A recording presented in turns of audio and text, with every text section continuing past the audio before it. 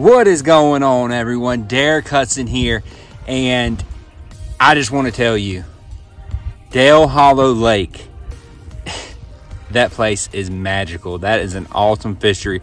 If you are within a short drive of Dale Hollow Lake and you are not fishing that place, shame on you. Shame on you.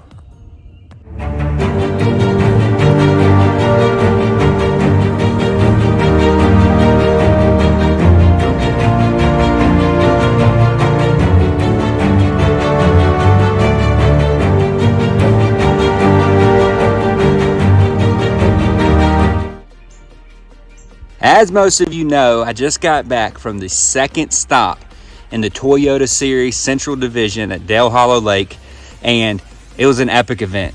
I finished 11th out of 288, cashed another great check, and moved to first in the Angler of the Year standings. I mean, God is great. God definitely blessed me with an amazing event, and it started right out of the gate. When I put the boat in the first morning, I put the trolling motor down and was going away from the ramp, and I saw fish on my active target, my Lowrance Active Target, right here. I threw a swim bait to it, counted it down right in front of its face, reeled, boom, 2.5 pound spotted bass. And I was like, wow, that's a good spotted bass. Went a little bit further, caught about a 5 pound smallmouth. Went a little bit further, and caught a largemouth, about 4 pounds. And I was like, yes, this is the deal. Lots of bait. I could see tons of bait, and the fish were around the bait. And it truly just, every day I kept building on what was the fish doing, how were they reacting to baits throughout the day, things like that, and then just rode it through the tournament. And I had just an amazing time there. I caught so many smallmouth between 4 and 6 pounds. And that place has a protected slot limit between 16 inches and 21 inches. You can't keep them to take them to weigh in. And catching one over 21 inches, I don't know how big a smallmouth you got to have with the fat, shad, gorge-eating smallmouth I was catching. I don't know how much he's going to weigh, because I caught a lot of them up to 20.5 inches that I know were 6 pounds. Big smallmouth. So I caught mostly smallmouth, but I caught just enough largemouth and spots to do great in this tournament. And then when weigh-in day comes, the last day of weigh-in, you hear that all of the guys up in the top 20, like a vast majority of them, were doing the exact same thing. This forward-facing sonar is revolutionary. And I know there's a lot of people bucking it, and I know there's a lot of people against it.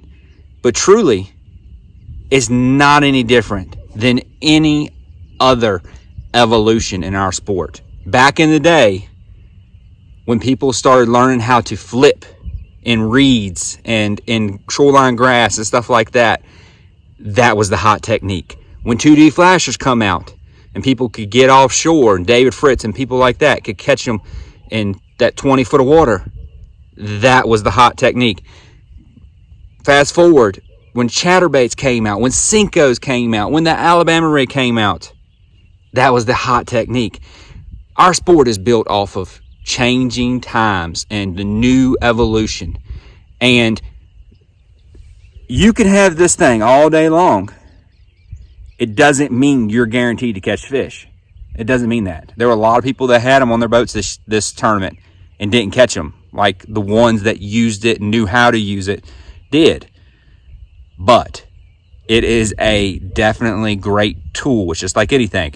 You learn to fish with it. I would put from sun up to sundown in the days of practice, I was putting the time in, reading how the fish were reacting on it, reading what fish look like on it, reading how my lure is going to drop down at the right speed to get to them at the depth that I was looking at them on it. It's not as cookie cutter easy as people think it is, but it's pretty hard to beat when those fish are offshore like that. I mean, I do not know how else I could have caught those fish without it. I will say that. Lowrance Active Target allowed me to see fish in the middle of nowhere. And when I show you the footage here in a second, you're going to see fish in the middle of nowhere that were just cruising, looking for shad. And it allowed me to catch them. It allowed me to pinpoint those fish and catch them. My biggest fish of the event, I followed them for probably 150 yards before I caught it.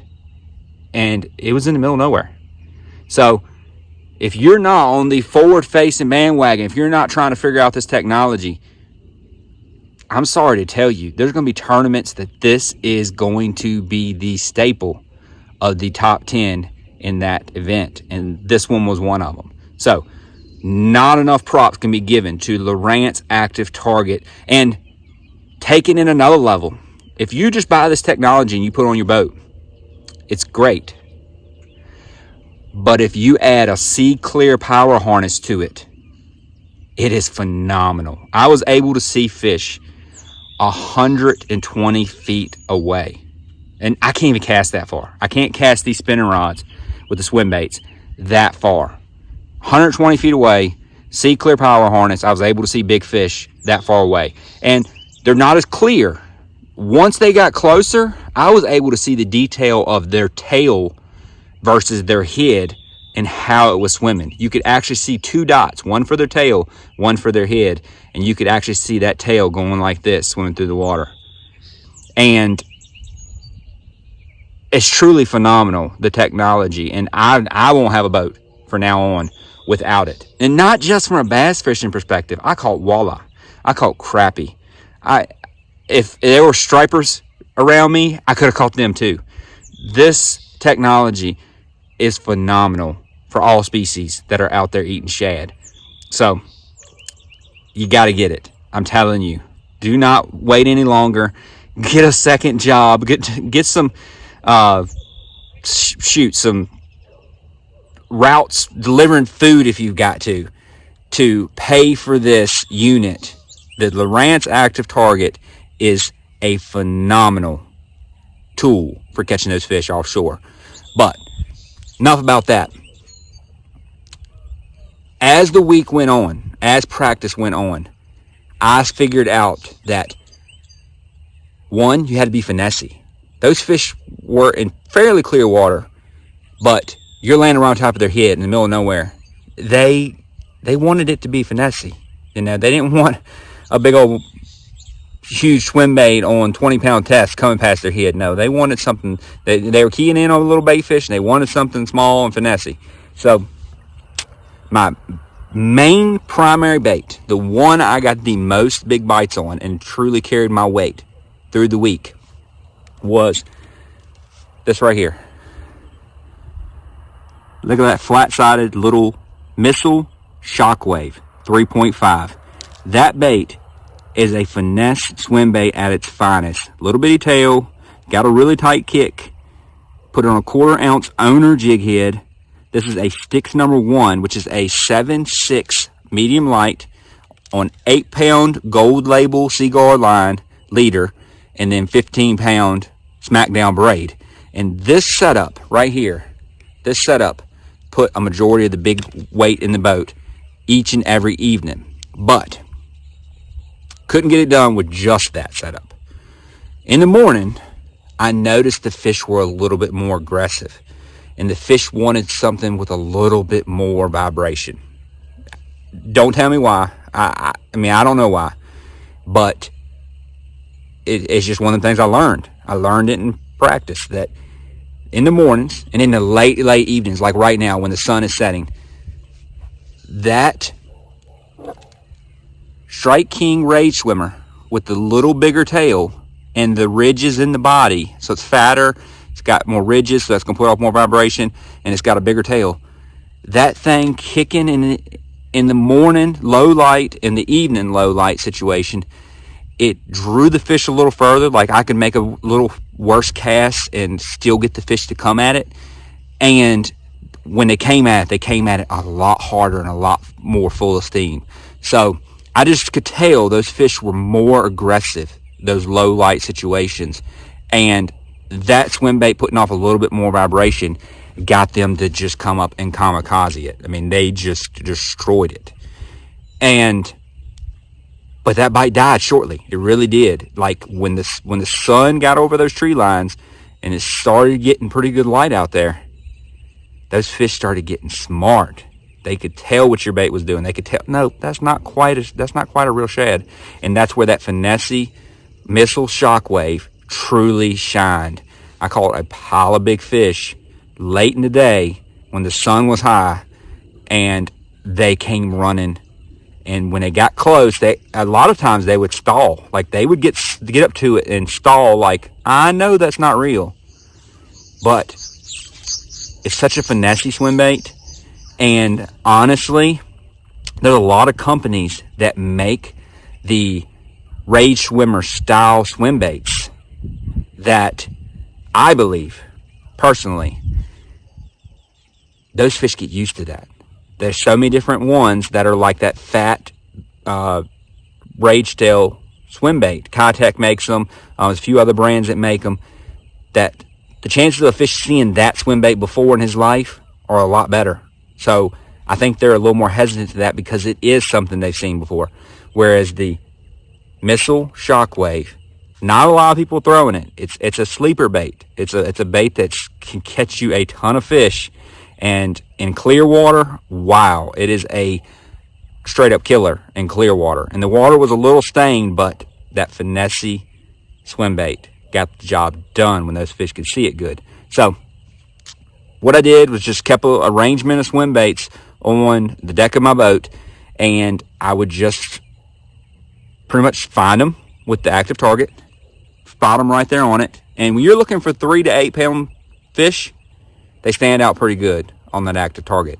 So find them with the active target, I'd bomb the cast over there, and then I'd have to try to lead them a little bit, or try to make sure if I cast really far past them, let it get down and kind of keep it right at their level or just above their level. That way they'd come up and grab it. And that's all I did. It was very simple. You're going to see these fish catches right here that it was phenomenal.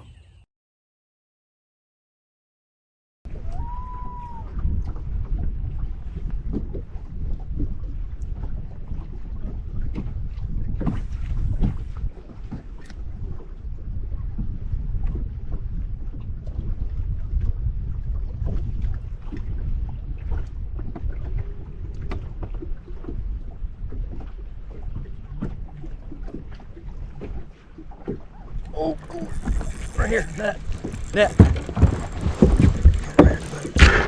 Oh, no, smallmouth. 115, no.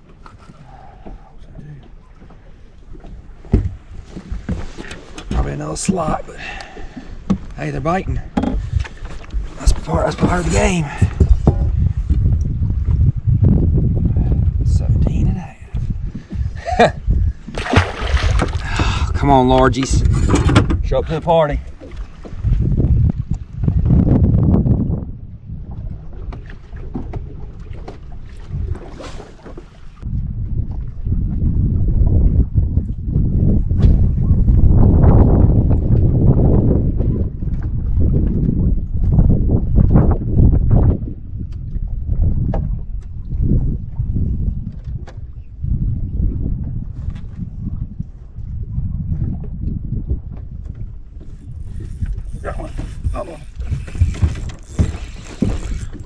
Please be a largemouth. Please board. Yes. Yep. Board. 4 more, baby. That's the right species. Butterball. Yes.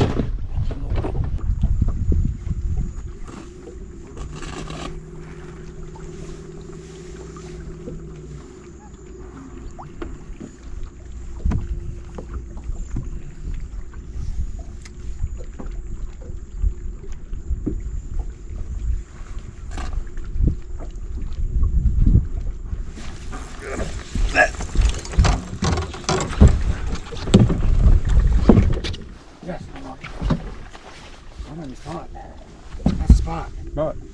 Yep. That little booger. Lord. Number 2. Keep it going.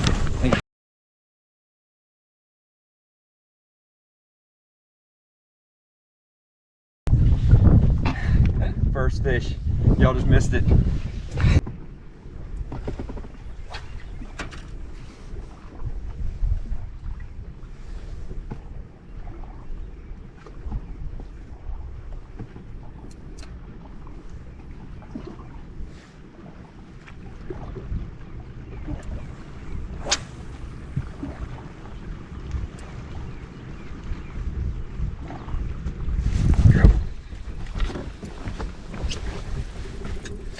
Net, please.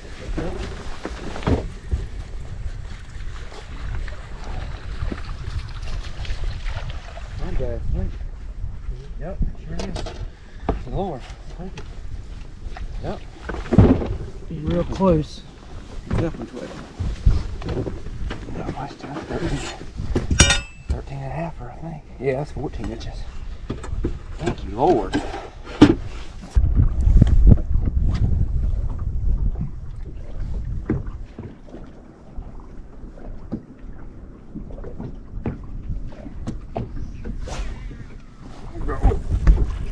I got you.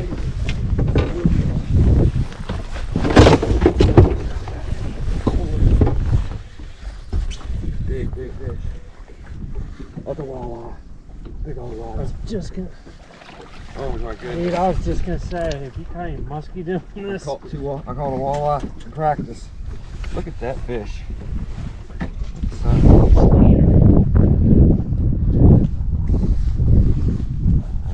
That's a baby Lake Erie. Believe that? Look at that thing. It's got spinal diffia. Yeah. That's crazy. That's nuts. Oh. Unreal.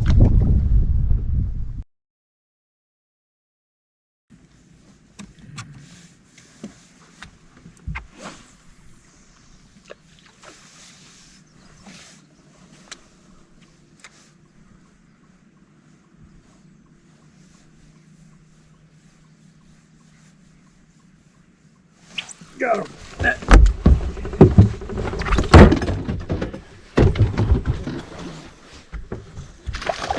Dude. Bring it. Oh my gosh.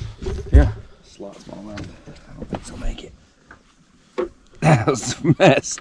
Yeah, that was a mess. That damn jerkbait of mine. Oh man. That's alright. Let's get the little glitches out the way. Yeah. Well. That's definitely over 16. Okay.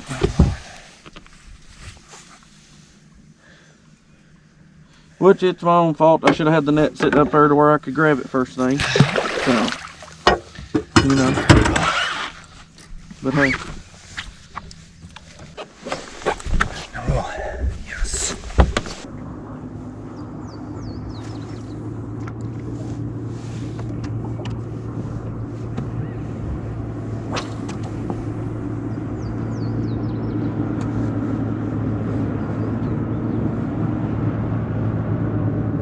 Got him. Big. Yes! Thank you, Lord. 3 more, baby.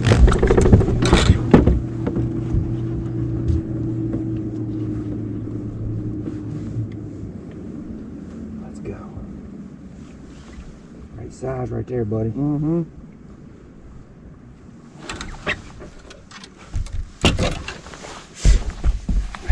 Thank you, Lord. Number 2. Get the spots.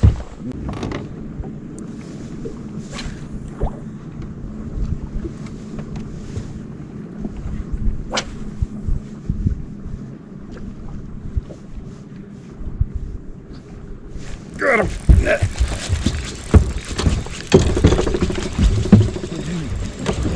And they're running right at you. Oh, not yet. It's not yet. No, I'm just like. Oh, he came out right in the net. That was perfect. Is that? No, that's not a smallmouth. Oh, yeah, it is. Yeah. Yeah. I saw he had like a little bit of spotting on him. I was like, maybe one of those. Yeah, that's small. Gosh. About 17 inches, man. Yeah, I think so. Still got to check them out. Oh yeah, 17 and a half. That's a 10. So heartbreaking. Alright, do it again.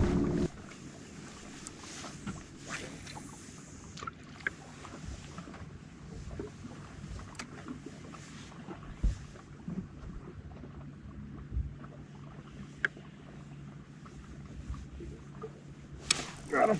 There.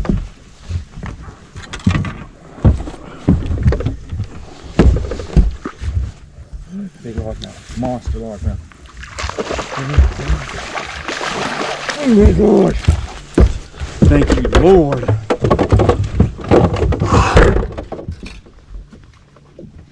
Let's go. Oh gosh, dude. Let's go, brother. That's a ducking toad. 3, baby. God is great.